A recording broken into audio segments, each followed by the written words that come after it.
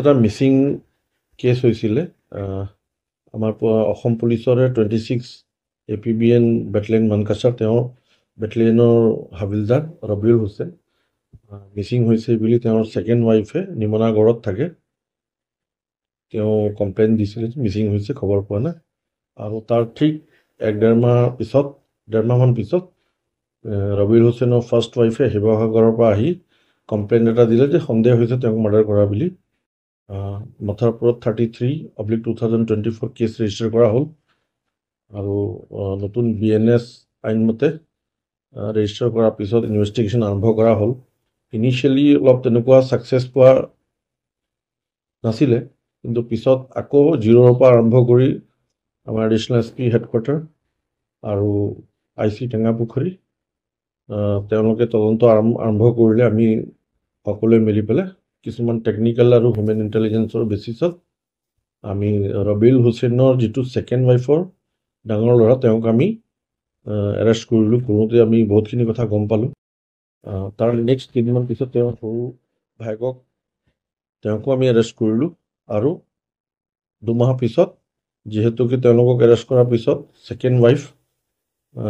এবস্কণ্ডিং হৈ আছিলে আৰু লগত তেওঁলোকৰ ড্ৰাইভাৰ এজন তেওঁ এবস্কণ্ডিং হৈ আছিলে ৱাইফকো আমি ধৰিলোঁ ধৰাৰ পিছত গোটেই কেছৰ বিষয়ে আমি গম পালোঁ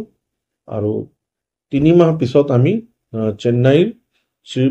পেৰম্বুৰৰ পৰা আমাৰ DSP হেডকোৱাৰ্টাৰ আমাৰ টীম গ'ল তাৰ পৰা আমি যিজন ড্ৰাইভাৰ আছিলে যি ইনভলভ আছিলে এইটো মাৰ্ডাৰ কেছত তেওঁক আমি কৰাপ্ত কৰিলোঁ আনি আমি ইয়াত পুলিচ ৰিমাণ্ডত লৈ সোধপোছ কৰি আমাৰ টীমে গৈ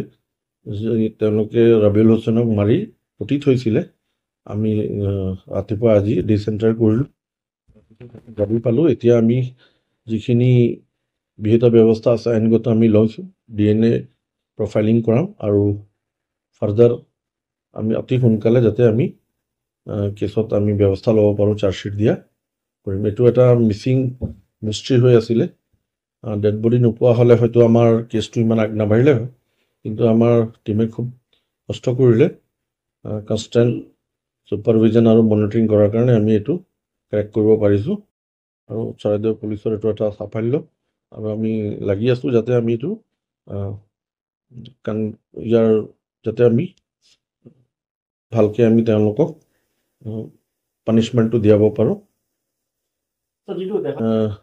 ৰবিউল হুছেইনে লোন লৈছিলে তেওঁৰ ৱাইফৰ নামত গাড়ী লৈছিলে আৰু তেওঁৰ ফাৰ্ষ্ট ৱাইফকো চোৱা চিতা কৰিছিলে যাতে সেই টকাখিনি যাতে খৰচ নকৰে বেলেগত আৰু তেনেকুৱা ধৰণৰ এটা মটিভ এতিয়ালৈকে আমি যিখিনি গম পাইছোঁ